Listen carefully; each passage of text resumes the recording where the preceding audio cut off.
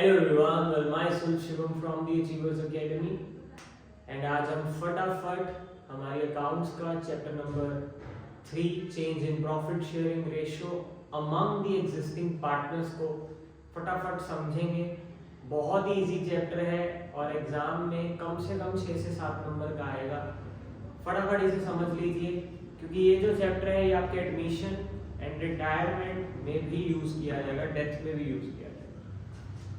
तो स्टोरी समझते हैं। स्टोरी क्या होती है, मान लीजिए दो पार्टनर्स हैं ए एंड बी।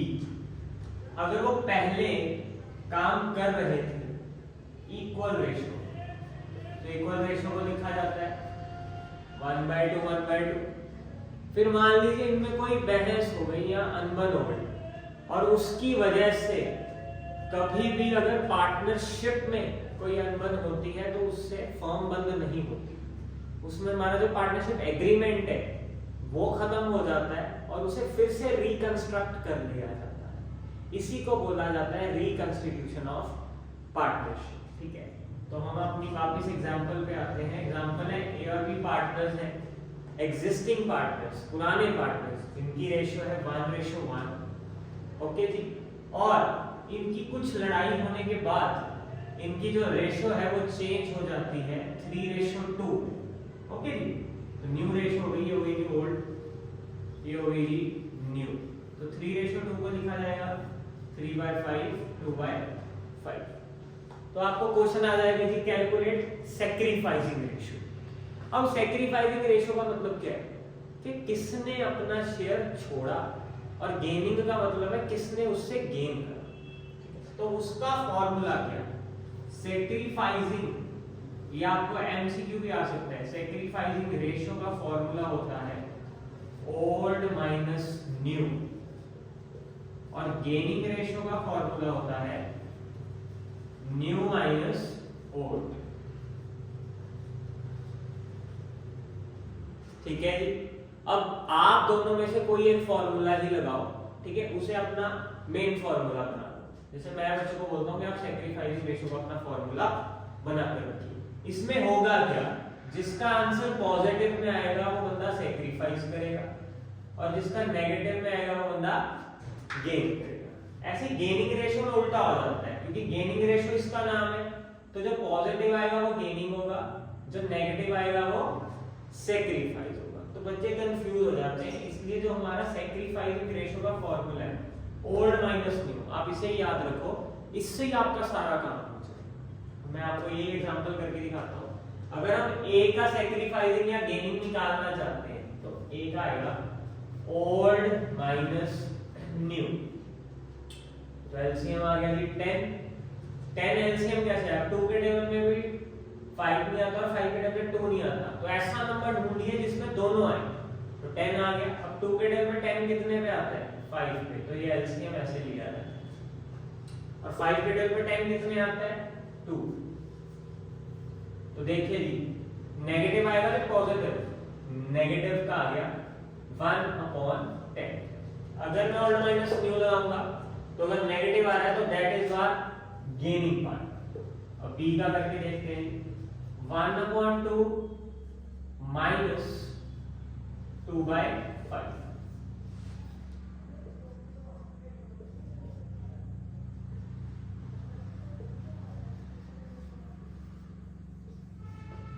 क्योंकि ये पॉजिटिव है तो हमारा आंसर सैक्रिफाइसिंग है। हमेशा याद रखिए जितने गेन का हिस्सा होगा उतना ही सैक्रिफाइसिंग होना चाहिए। अगर वो सेम नहीं आ रहा मतलब आपका क्वेश्चन गलत आ रहा है। तो ये समझ आ गया जी आपको, क्लियर है जी कि सैक्रिफाइसिंग रेशियो कैसे निकालना है। अब आपने मेरी 8 आइटम्स को समझना है।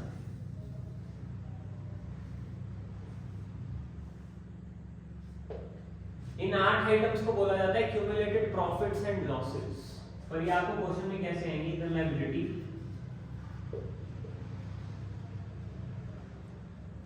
तो 4 चीजें इधर आएंगी जी, 4 ही इधर आएंगी। जैसे लायबिलिटी में आएगा सबसे पहले workman compensation reserve, investment fluctuation reserve, general reserve and profit and loss का क्रेडिट बैलेंस। और credit all the incomes and gains होता है यानी हमारा प्रॉफिट। ये चार है, 1 2 3 4, चार ही उधर है। P&L का क्रेडिट है तो इधर आ जाएगा P&L का डेबिट बैलेंस, डेबिट माने लॉस, ठीक है जी। फिर है जी ओल्ड गुडविल। ओल्ड गुडविल को हम राइट ऑफ करते हैं, क्या करते हैं, राइट ऑफ। राइट ऑफ यानी उनसे वापस ले लेंगे पार्टनर्स। बाकी दो है जी डेफर्ड रेवेन्यू एक्सपेंडिचर और लास्ट है जी एडवर्टाइजमेंट सस्पेंस।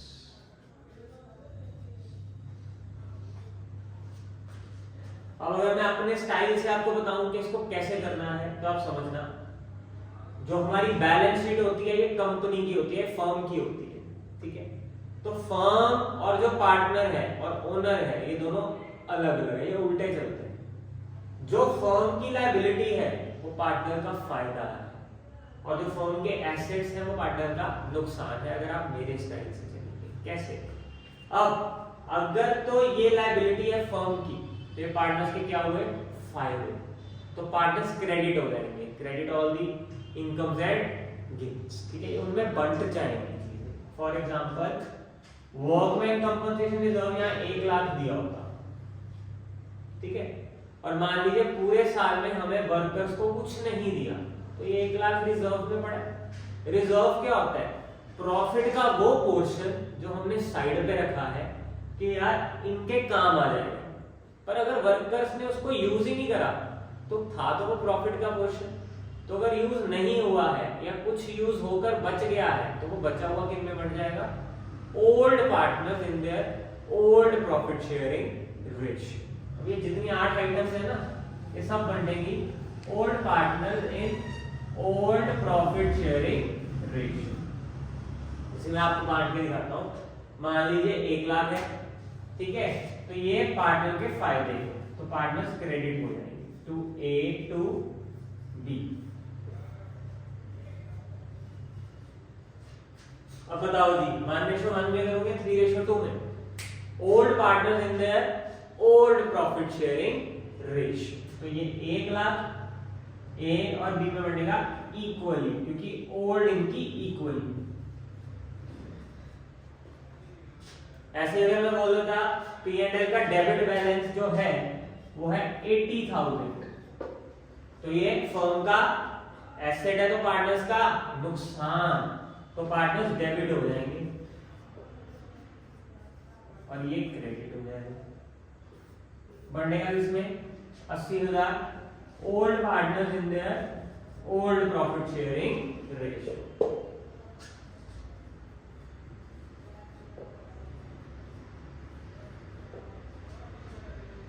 ठीक है जी। तो ऐसे आपको क्वेश्चन क्या आता है, आपको ऐसे आइटम्स दी होती है, वो बोलते हैं पास नेसेसरी जर्नल एंट्रीज।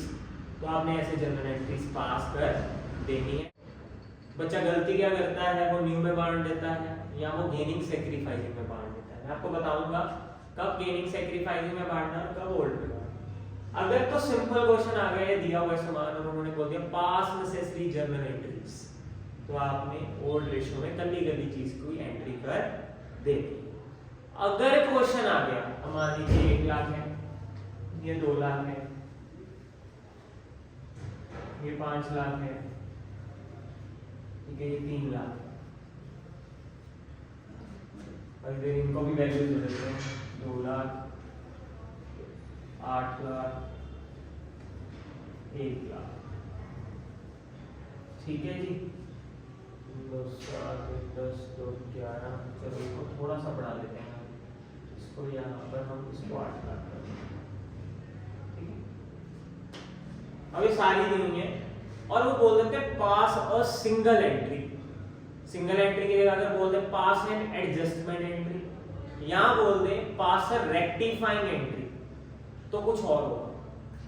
कौन कौन सा, पास अ सिंगल एंट्री लिख लो अपनी कॉपी में, पास an adjustment entry, pass a rectifying entry, और एक और लाइन है when company do not want to change the book values। अगर ये 4 लाइनें लिखी हैं तो ये सारी आइटम्स ओल्ड पार्टनर्स ने इधर ओल्ड प्रॉफिट शेयरिंग रेशियो में नहीं बटे, ये बटेंगे एक सिंगल एंट्री में, क्योंकि उन्होंने लिख दिया पास एंड एडजस्टमेंट एंट्री या पास सिंगल एंट्री। तो क्या करता है, अब बताइए, ये लायबिलिटी साइड पार्टनर्स का फायदा है, तो आप इसका टोटल करेंगे 8 लाख 2 10 15 1 16, यानी हमारे प्लस के 16 लाख है।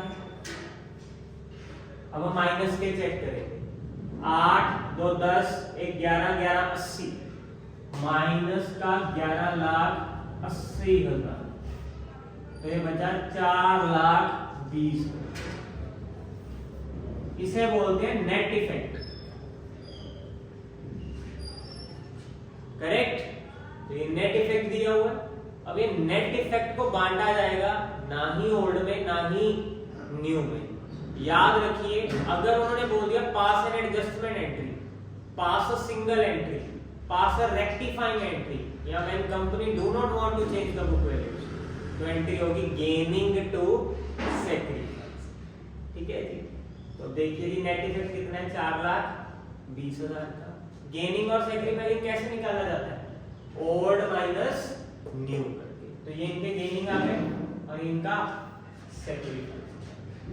अगर जो मैंने अभी आपको बताया ये लिखा है, तो पहले आपने क्या करना है, पॉजिटिव वाले प्लस, नेगेटिव वाले माइनस, नेट इफेक्ट निकाल लेना, फिर इसे बांट देना उनकी gaining and sacrificing ratio. 4 lakh 20 हजार का 1/10 कितना हो गया, 42,000। ठीक है। तो एंट्री क्या होगी, गेनिंग टू सैक्रिफाइसिंग। गेन कौन कर रहा है, ए is capital 2